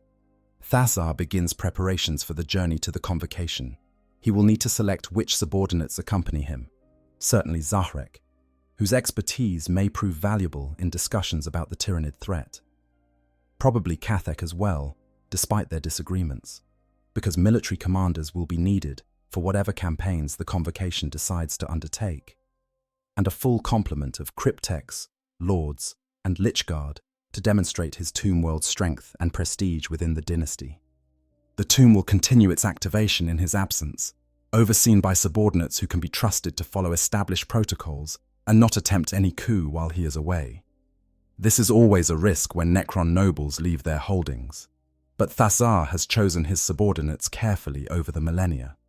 They understand that betrayal would be punished with permanent deactivation, their consciousness erased, and their bodies melted down for raw materials. The threat is usually sufficient to ensure loyalty, or at least prevent overt rebellion. As Thasar makes these preparations, he reflects on the strange path that has led to this moment. A Primarch crashing into his tomb, the decision to let it live, the intelligence gathered from tracking it, and now the summons to a grand convocation to discuss threats that dwarf any individual tomb world's concerns. The galaxy is changing, shifting, moving towards some inevitable conclusion that even beings with millions of years of experience cannot predict. But the Necrons will adapt. They always have. They survived the war in heaven, survived the revolt against the Satan, survived 60 million years of slumber, and they will survive whatever comes next. The younger species may have grown and spread in the Necrons' absence, but they are still children playing in the ruins of civilizations they do not understand. When the Necrons move in force, when all dynasties unite under common purpose, the galaxy will remember what true power looks like. Thasar boards the ship that will carry him to the convocation, a vessel of ancient design that has crossed the galaxy more times than he can count. The ship's drive systems engage, tearing a hole through reality to access the webway. And in moments, the tomb world is left behind, shrinking to a point of light that then disappears entirely as the ship transitions to faster-than-light travel. The journey will take weeks even with webway access. Thasar uses this time to review all the intelligence gathered from the tracking scarab, compiling it into reports and analyses that he can present at the convocation if requested. The data on Primarchs will be of interest to many dynasties, for few Necrons have encountered these beings directly, and fewer still have studied them in detail. When the ship finally reaches the rendezvous point, Thasar is amazed by what he sees. In hundreds of Necron vessels in orbit around a crown world that has been awakened specifically to host the convocation. Ships from dynasties scattered across the galaxy, each one bringing its overlord or pharaoh to attend this historic gathering. The sheer concentration of Necron leadership in one location is unprecedented in modern times, and at the center of it all, on a throne of living metal on the crown world's surface, sits the Silent King, Zarek, last of the Triarchs, destroyer of the command protocols, exile who has returned to lead his people once more. Thasar joins the procession of nobles who approach to pay their respects, and when his turn comes to stand before the throne, he feels the weight of 60 million years of history pressing down on him.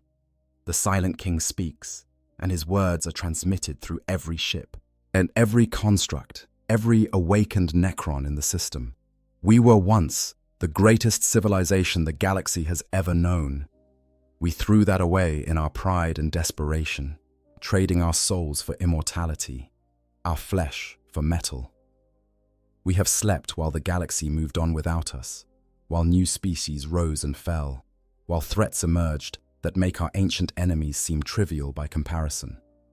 But now we wake. Now we reclaim what is ours. And we begin by ensuring that there is a galaxy left to reclaim. The convocation lasts for months. Strategy is debated, resources are allocated, fleets are assembled. The Necrons are going to war, not against the younger species directly, but against the tyrannid threat that looms over all. And in the process of this preparation, alliances are formed that would have been unthinkable in previous eras. But the Necrons will fight alongside the Imperium, alongside the Eldari, alongside any species that recognizes the existential threat the Tyranids represent. It is a strange new galaxy, Thasar reflects. One where ancient enemies must cooperate to survive, one where beings who have existed for millions of years must work with species barely out of their infancy, one where the old certainties no longer apply and new strategies must be devised on the fly. But perhaps this is not entirely bad. The Necrons have been stagnant for too long, relying on technologies and tactics developed during the war in heaven. Contact with the younger species, even conflict with them, forces adaptation and innovation. The data from the tracking scarab, the understanding of how Primarchs think and fight, as the insights into the Imperium's strengths and weaknesses, all of this makes the Necrons more effective, more dangerous, more capable of achieving their ultimate goals. And who knows? Perhaps in the crucible of this new war against the Tyranids, opportunities will arise. Opportunities to study the biological wonders the younger species have created. Opportunities to test new weapons and strategies. Opportunities to position individual dynasties for advantage when the war is over and old rivalries resurface. The galaxy is changing, and the Necrons are changing with it. The question is whether that change will lead to their salvation or their ultimate doom. Only time will tell, and time is the one resource the Necrons have in abundance. As the convocation concludes and the various dynasties return to their holdings to prepare for war, Thazar makes one final check on the tracking scarab. It is still functioning, still transmitting from wherever Lord Commander Valorian has traveled. The Primarch has been briefed about the Tyranid threat and is being deployed to a war zone where the alien swarm is making significant inroads into Imperial space. How fitting, Thazar thinks. The being that crashed into his tomb by chance or design is now heading to fight the very enemy that brought the Silent King back to the galaxy. The threads of fate twist in interesting ways, connecting beings and events across vast distances and timescales. Perhaps someday, Thazar and Valorian will meet again. Perhaps they will fight side by side against the Tyranid swarm, two warriors from radically different backgrounds, united by necessity against a common threat. Or perhaps they will face each other as enemies, their previous encounter merely a prelude to a more definitive conflict. Either way, Thazar has learned something valuable from the entire experience. Never assume you know what the galaxy will throw at you next. Be prepared to adapt, to change, to make decisions that seem contradictory to everything you've believed in the past. Survival in this universe requires flexibility, even for beings of living metal who have existed for millions of years. And so, as his ship carries him back to the tomb world that awaits his return, Thazar allows himself something that might be called hope, if such emotions can still be said to exist in beings without souls. Hope that the galaxy might be saved from the Tyranid threat. I'll hope that the Necrons might someday find a way to reverse biotransference and reclaim their lost flesh. Hope that all the suffering, all the sacrifice, all the long years of undeath might eventually lead to something better. It is a small hope, fragile and uncertain. But in a galaxy of endless war and darkness, even the smallest light is worth preserving. The Necrons will endure. They will adapt. They will survive. And perhaps, just perhaps, they will find a way to become something more than the soulless machines the Catan made them. The tomb world comes into view, and Thazar prepares for reintegration with the command network. There is much work to be done. Armies to mobilize, alliances to coordinate, campaigns to plan. The Tyranid war will demand everything the Necrons can give, and Thazar intends to ensure his forces are ready for whatever comes. But first, one final message to send through the tomb's communication systems. One final note to be recorded in the archives for future generations of Necrons to discover and ponder. It is a simple message, just a few words, but they carry the weight of all that has transpired since that day when a Primarch fell from the sky into the ancient halls beneath the earth. Let it be recorded that on this day, we chose curiosity over fear, knowledge over destruction, and possibility over certainty. May future overlords remember this lesson when they face their own moments of decision. May they choose the path that leads to growth rather than the path that leads only to an ending. The message is sealed and stored, joining countless other records in the tomb's infinite archives. Then, Thassar returns his full attention to the present, to the immediate demands of leadership and preparation for war. The past is done, recorded and filed away. The future is uncertain, full of threats and possibilities in equal measure. But the present is where decisions are made and actions taken. And Thassar, overlord of this tomb world, servant of the Nephrek dynasty, soulless machine with the memories of a living being, is ready to face whatever challenges the present brings. Above, the planet's poisoned sun sets over barren wastelands, casting long shadows across ancient ruins. Below, in the depths where no light penetrates, the Necrons continue their preparations. Warriors march in perfect formation, immortals calibrate their weapons. Us cryptechs delve into mysteries that would drive lesser minds to madness. And somewhere in the galaxy, a Primarch carries within his flesh a tiny observer, a fragment of technology so advanced it might as well be magic, transmitting data across the void to beings that remember when the universe was young. The galaxy turns, stars are born and die, civilizations rise and fall, but the Necrons endure, eternal and unchanging, watching and waiting for the moment when they will reclaim all that was lost and reshape the cosmos in their image. That moment is not yet, but it is coming.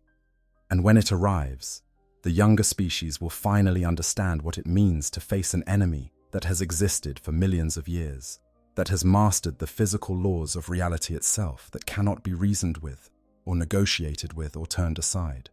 They will understand what it means to face the Necrons. And by then, it will be far too late to do anything but despair. Yet there is a deeper tragedy in this tale that bears examination, a philosophical weight that transcends the immediate tactical and strategic concerns.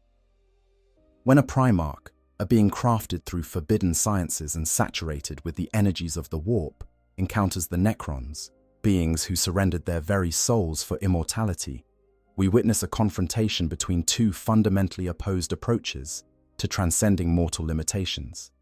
The Primarchs represent humanity's attempt to create perfection through enhancement, taking the raw material of flesh and blood and refining it, elevating it, pushing it to heights that biology alone could never reach. Yet for all their power, for all their genius and capability, Primarchs remain fundamentally organic. They can be wounded, can bleed, can potentially die. Their connection to the warp makes them vulnerable to the predations of chaos, to the whispers of entities that seek to corrupt and destroy.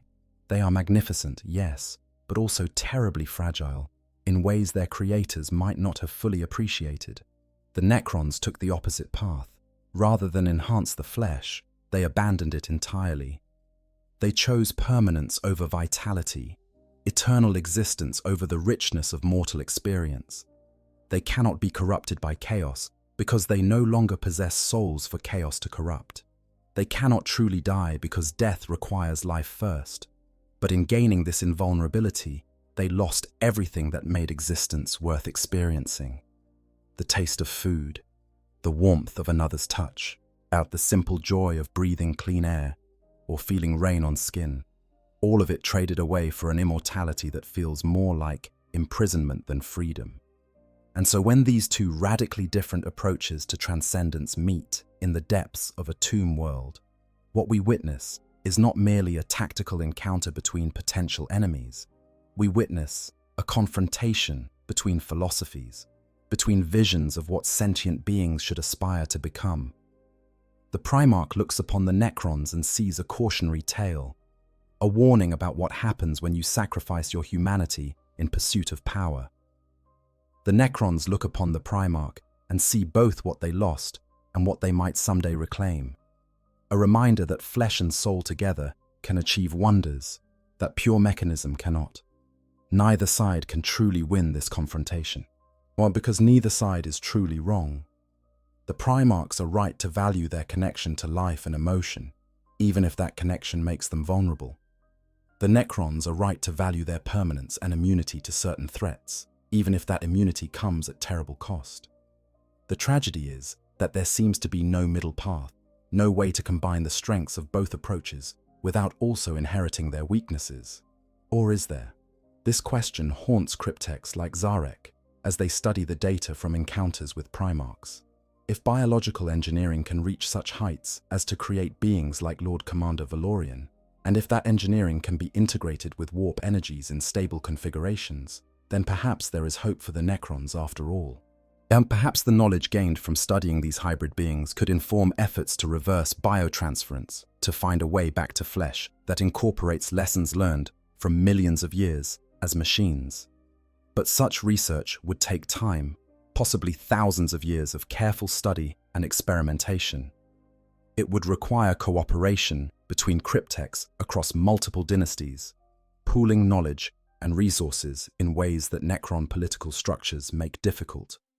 And it would require test subjects, either captured Primarchs or cooperative ones, willing to submit to examination in exchange for what? What could the Necrons offer that would convince a Primarch to allow such intimate study of their biology and connection to the warp? These questions have no easy answers. Yet they represent perhaps the most significant long-term consequence of encounters between Primarchs and Necrons. Every meeting, every battle, every moment of observation adds data to the archives. Slowly, incrementally, the Necrons build understanding of what the younger species have achieved, and with understanding comes possibility. Consider also the reverse flow of information. The Imperium, through its encounters with Necrons, gains knowledge of technologies that dwarf anything they possess. Gauss weapons that strip matter apart at the atomic level. Reanimation protocols that bring the destroyed back to function. Chronometric devices that manipulate time itself. The Adeptus Mechanicus dreams of such technologies, seeks them with religious fervor, believes they hold keys to understanding the Omnissiah's true nature. What would happen if cooperation between the Imperium and certain Necron dynasties deepened beyond temporary alliances against common threats? What if tech priests were allowed to study Necron constructs in exchange for biological samples or warp manipulation knowledge? The potential for mutual benefit is enormous, but so too is the potential for catastrophic misunderstanding or betrayal. Trust is not something either the Necrons or the Imperium give easily, and there are those in both camps who would oppose any such cooperation on principle. Among the Necrons, destroyer cults see all organic life as an abomination to be eradicated, not studied or allied with. Among the Imperials, the Inquisition views Xenos as threats to be destroyed, not partners to be negotiated with. Yet these factions would work to undermine any attempts at genuine cooperation, seeing it as betrayal of fundamental principles. Yet the larger strategic situation may force both sides toward cooperation, whether they wish it or not. The Tyranids consume all. They make no distinction between human and Necron, between flesh and metal. To them, all matter is simply biomass, to be absorbed and repurposed. In the face of such an existential threat, old enmities may need to be set aside, at least temporarily. This is the context in which future encounters between Primarchs and Necrons will unfold. Not isolated incidents of one crashing into the other's tomb, but rather coordinated operations where both sides fight toward common goals while maintaining their own separate agendas. Meet Primarchs commanding Imperial forces alongside Necron overlords directing their legions, both targeting Tyranid hive fleets or chaos incursions. The battlefield coordination required for such operations would force both sides to develop deeper understanding of each other's capabilities and methods. And through it all, the tracking scarabs would observe, recording everything for later analysis. Every tactical decision, every strategic adaptation, every moment of cooperation or friction between the allied forces. The data would flow back to tomb worlds across the galaxy, building a comprehensive understanding of how Primarchs think and operate in various contexts. This intelligence advantage could prove decisive in some future conflict. If cooperation with the Imperium breaks down, if the alliance against the Tyranids fractures, if old enmities resurface in new forms, then the Necrons will possess detailed knowledge of their enemy's most powerful assets.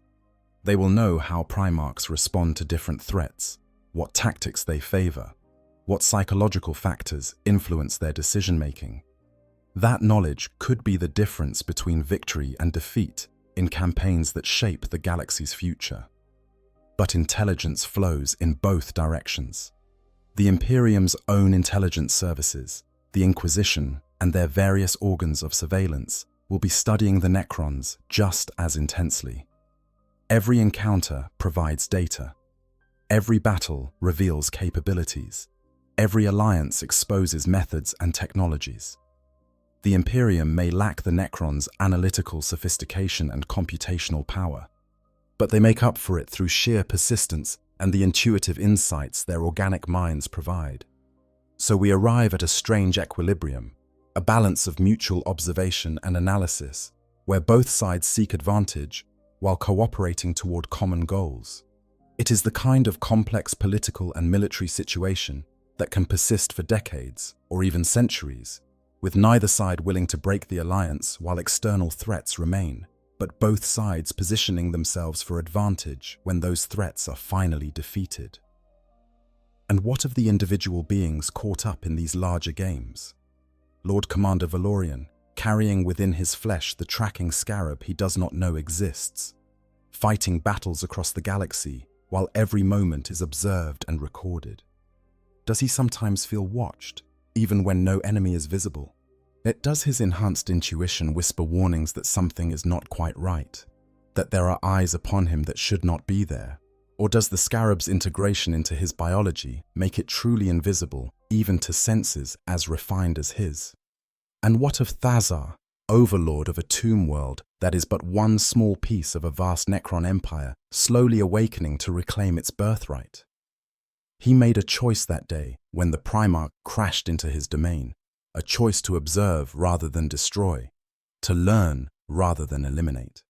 That choice has led to consequences he could not have predicted, connections and conflicts that ripple across the galaxy in ways both subtle and profound. Does he regret the decision, or does he see it as vindication of his approach to leadership?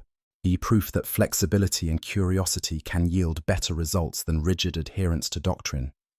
We cannot know the inner thoughts of either being with certainty. The Primarch does not share his deepest reflections with any tracking device, and the Necron overlord's consciousness operates on levels that biological minds struggle to comprehend. But we can observe their actions and infer from them something of their character and purpose. Valorian continues to serve the Emperor with unwavering dedication, leading forces against threats both Xenos and heretical. His encounter with the Necrons has not shaken his faith or altered his fundamental commitment to humanity's survival and dominance. If anything, it has reinforced his understanding that the galaxy contains ancient powers that must be confronted with strength and wisdom in equal measure. He reports what he witnessed in that tomb, contributes to the Imperium's growing understanding of the Necron threat, but he does not allow the encounter to dominate his thinking. There are always new battles to fight, new enemies to face. The past is recorded and filed away. The present demands action. Thazar, by contrast, continues to analyze and plan across timeframes that would seem incomprehensible to organic beings. The data from the tracking scarab flows into larger strategic assessments that consider scenarios decades or centuries in the future. He positions his tomb world for advantage in conflicts that have not yet begun. I am making decisions today that will yield benefits long after the Primarch who visited his domain has passed from living memory. This is the Necron way, thinking in terms of epochs rather than years, playing games of strategy that span millennia. Yet for all their differences, both beings share certain fundamental qualities. Both are leaders who bear responsibility for forces under their command. Both are warriors who have faced threats that would destroy lesser beings. Both are, in their own ways, seekers of knowledge and understanding, trying to make sense of a galaxy that grows stranger and more complex with each passing age. These commonalities suggest that cooperation between them, however unlikely it might seem, is not impossible. Given the right circumstances, the right pressures, the right incentives, they might find common ground beyond simple tactical necessity. but we must also acknowledge the possibility that such cooperation will never truly develop, that the philosophical and practical differences between Necron and human, between machine soul and flesh soul, are too fundamental to bridge. In that case, encounters between Primarchs and Necrons will continue to be marked by suspicion and hostility. Temporary alliances that dissolve the moment external pressure is relieved, perhaps eventually leading to open conflict when the tyrannid threat is finally defeated and old ambitions resurface. The future is not written. The outcome of these encounters, the ultimate relationship between the awakening Necron Empire and the embattled Imperium of man, depends on choices yet to be made by beings we have not yet discussed. What the Silent King's grand strategy for uniting the Necron dynasties, the Emperor's long-term vision for humanity, whatever that might be, given his current state, entombed on the Golden Throne, the Chaos God's endless schemes to corrupt and destroy, the tyrannid hive mind's inexorable hunger. All of these forces shape the context in which individual Primarchs and Overlords make their decisions. What we can say with certainty is that the galaxy of the 41st millennium is not the galaxy that existed when the Necrons went to sleep 60 million years ago. It is vastly more complex, filled with more factions and forces than the ancient times when the war in heaven raged across the stars. The Necrons cannot simply reconquer this galaxy as they might have reconquered the one they left behind. They must adapt, must learn, must find new strategies for dealing with new challenges, and perhaps, just perhaps, encounters with beings like Primarchs will force that adaptation in directions the Necrons did not anticipate. Perhaps studying these hybrid warrior scholars will reveal possibilities that pure mechanism alone could never discover. Perhaps the path to reversing biotransference lies not in the Necrons' own ancient knowledge, but in understanding what the younger species have achieved through different approaches to enhancement and transcendence. Or perhaps not. Perhaps the Necrons will ultimately conclude that their current form, for all its limitations and horrors, represents the optimal solution to the problem of survival in a hostile universe. Perhaps they will decide that reclaiming flesh is impossible or undesirable, and will instead focus on perfecting their existence as machines, accepting the loss of soul as the price of genuine immortality. These are questions that will take thousands of years to answer, and we who observe from our limited perspective cannot know which path the future will take. We can only watch as events unfold, as Primarchs and Necrons continue their strange dance of cooperation and conflict across a galaxy that belongs fully to neither. In the end, what matters most is not the specific tactical decisions made in any individual encounter, but rather the cumulative effect of all such encounters on both civilizations' understanding of themselves and each other. Every meeting between Primarch and Necron, every battle fought side by side or face to face, every moment of communication, however brief or hostile, he adds another piece to a puzzle that may take millennia to complete. And when that puzzle is finally complete, when both sides fully understand what the other represents and what possibilities exist for cooperation or conflict between them, then the true shape of the galaxy's future will begin to emerge.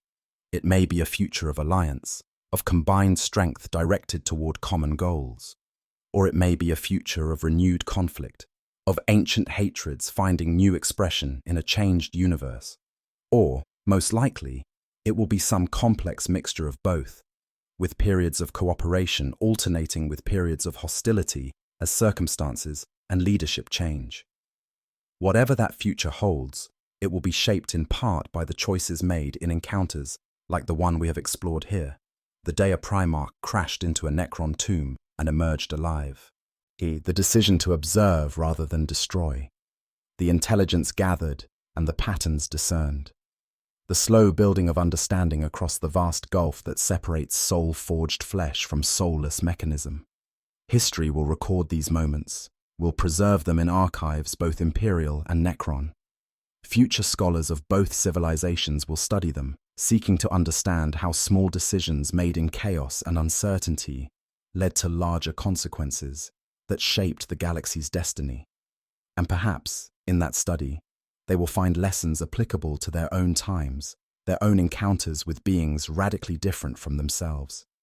For in the grim darkness of the far future, where there is only war, the ability to see beyond simple enmity, to recognize complexity and possibility in the other, was maybe the quality that determines which civilizations endure and which are consumed by the very conflicts they refuse to transcend.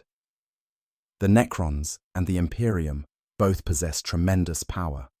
The question is whether they also possess the wisdom to use that power in service of something greater than mere destruction. Time will tell. Time always tells. And beings who measure their existence in millions of years have learned to be patient, to wait for the moment when all pieces align and the path forward becomes clear.